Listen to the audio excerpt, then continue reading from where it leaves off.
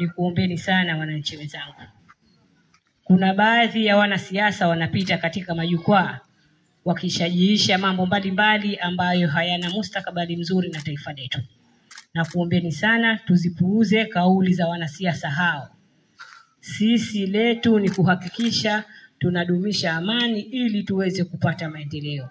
Viongozi wetu wakuu wana dhamira njema sana kwetu ya kuhakikisha wanatuletea maendeleo. Na niseme makoongwe nilokuja nayo na tangia Mheshimiwa Hemed, makoongwe nilokuja nayo na Bosi Isa sio makoongwe ya leo ninapokuja mimi nikiwa kama mkuu wa wilaya. Tumekuja Makongwe ikiwa na madarasa yote haya hapa machakavu na Makongwe. Na wananchi wa Makongwe mmekuwa mkilalamika sana madarasa watoto wetu hawana pa kusoma, madarasa mabovu. Nakumbuka darasa lile pale lilikuwa halikaliki tena. Leo darasa limejengwa lile pale jipya kabisa. Na mengine yapo tunayaona. Kila darasa unaloliona hapa ni madarasa mapya. Madarasa Makongwe siyaoni tena hapa Makongwe. Haya ndio yale maendeleo ambayo tunayataka. Wazee wangu, na kuombeni sana tudumisheni amani ili tuweze kupata maendeleo zaidi. Kulikuwa na changamoto ya maji, ilitajwa maji.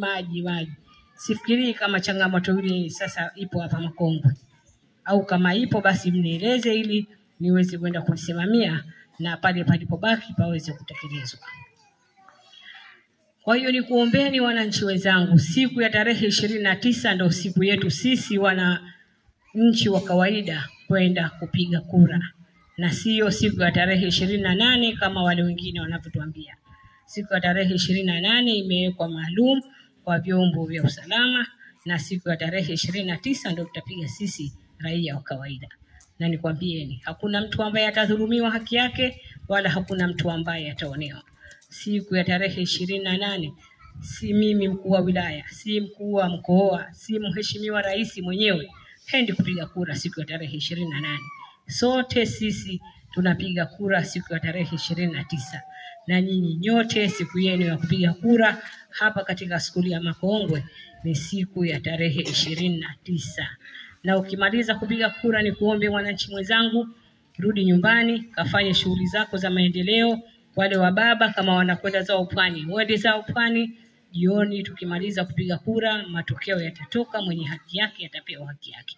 Serikali hii kupitia viongozi wetu hawa wakuu, Mama Samia na Dr. Hussein, ni viongozi wasikivu na ni viongozi ambao wapo tayari kusimamia haki ya kila mwananchi wa nchi hii.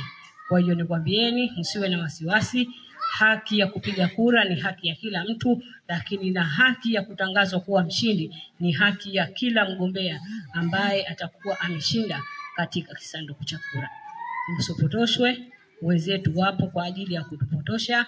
Dhamira yao ni mbaya, ni kutaka kutuona tunafarakana na kugombana sisi wenyewe kwa wenyewe.